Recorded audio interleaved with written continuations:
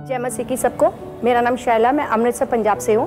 मैं अपनी गवाही देने आई हूँ कि प्रभु परमेश्वर ने कैसे मेरी ज़िंदगी में इतने सारे चमत्कार किए कि आज मैं इस जगह इस काबिल बन गई हूँ कि मैं अपनी गवाही दे पाऊँ। मेरे हस्बैंड मैकेनिक हैं, उन्हीं के प्रोफेशन में कुछ ऐसा हुआ कि 2014 में 22 दिसंबर को उनको जेल में जाना पड़ गया। बड़ा ही होपलेस फील हो रहा था कि अब सब कैसे होएगा।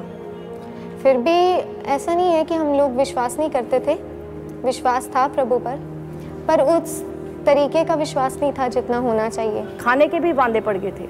खाने को भी कई बार किसी को फ़ोन करती थी कि खाना बना दो, लेकिन अपने हस्बैंड को बता नहीं पा रही थी कि हमें क्या प्रॉब्लम्स आ रही हैं। दिल करता था कि सुसाइड कर लो।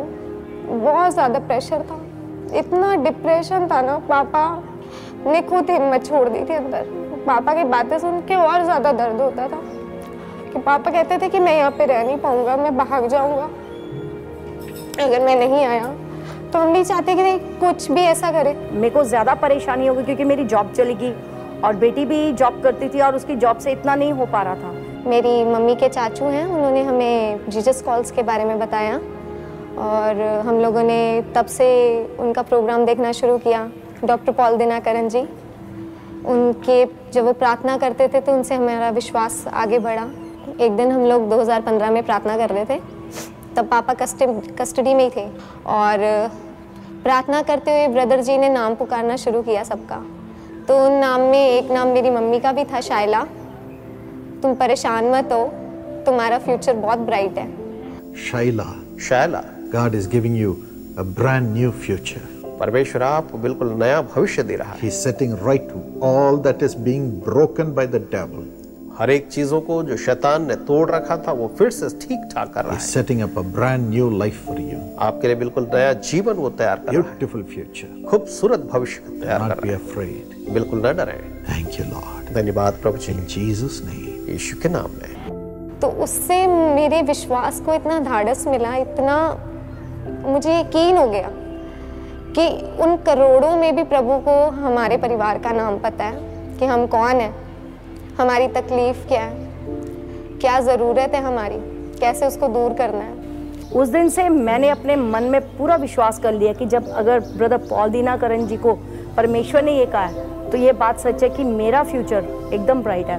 और ये बात सही है, मैंने कभी ज़िंदगी में कभी किसी के आगे मांगा नहीं। मैं इतनी मुश्किलों में भी रही, प्रभु ने मेरा इतना साथ दिया कि उस दौरान जब मेरे हस्बैंड अंदर थे तो परमेश्वर मेरे को अच्छी जॉब्स के साथ आशीषित करता रहा कि मैं उस समय अपने हस्बैंड के साथ उनकी हेल्प कर पाऊँ हर चीज़ में।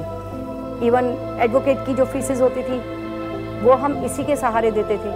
और मैंने अपने हस्बैंड को बाइबल दे दी जेल के अंदर कि आप परेशान मत होइए, आप बाइबल पढ़िए, बाइबल पढ़ेंगे परमेश्वर सब कुछ बढ़िया करेगा। इतने केसेस थे पापा पर, पैसे चाहिए थे, नहीं थे। तो आप यकीन नहीं मानोगे कि मतलब हमें 20,000 की 25,000 रुपये की ज़रूरत थी और हमारे पास एक भी पैसा नहीं था। दिल्ली में केस था और जब केस हुआ तो हम लोग सोच रहे थे कि क्या करेंगे, कैसे बेल करवाएंगे वहाँ पर। तब पापा का कॉल आया कि मेरी बेल हो गई है और हमने सोचा कि पैसे कहाँ से आए होंगे, हमारे पास तो कुछ नहीं था, ना हमने दिया। तो तब उन्होंने बताया कि वहाँ पर एक जो इंस्पेक्टर है, पापा के साथ गए थे वहाँ पर, उन्होंने हेल्प की पापा की वहाँ से बेल करवाने के लिए। और मैं इतना ज़्यादा शुक्रगुजार हूँ और धन्यवाद करती हूँ प्रभु का कि मेरा इतना ज़्यादा, मैंने उससे ज़्यादा खुशी और आनंद महसूस नहीं किया होगा। हाई कोर्ट से ज़मानत हुई, अमृतसर से भी ज़मानत हुई और 12 अगस्त को वो आए और मैं परमेश्वर से इतना धन्यवाद किया कि परमेश्वर ने इतना मन पास से मेरे को सुना, अपनी बेटी को सुना।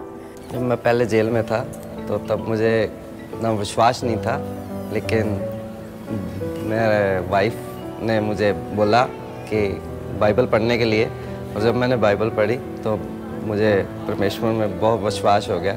और मैं परमेश्वर का धन्यवाद करती हूँ कि परमेश्वर ने मेरा अपनी बेटी को सुना और मुझे इतना आशीषित किया। मेरे हस्बैंड ने आगे वापस, मैं और मेरी बेटी और वाइफ तीनों घर में आराम से बैठ के प्रेयर करते हैं। मैं परमेश्वर से यही दुआ करती हूँ कि परमेश्वर जो मुझसे भी ज़्यादा परेशान है, परमेश्वर उन्हें और आशीषित करे और हर एक मुसीबत से उन्हें छुटकारा देकर और उनको आशीषित करके उनको अपने अपने घर में खुशी रखे।